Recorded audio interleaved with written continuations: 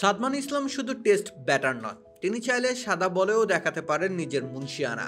NCL টি-20তে অন্তত সেটাই যেন বোঝাতে চাইলেন ব্যাট হাতে।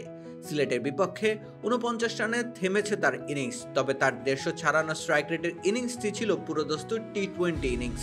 2টি ছক্কার সাথে 4টি চার হাঁকিয়েছেন বাঁহাতি এই ব্যাটার।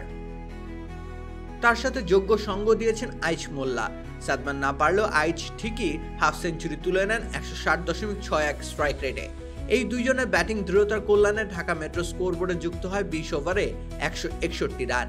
দুই ওপেনারের সম্ভব গতির কারণেই বড় লক্ষ্য পাওয়া হয়নি ঢাকা মেট্রোর। রুচি চানাচুর অরিজিনাল মিক্স, চানাচুরের আসল স্বাদ।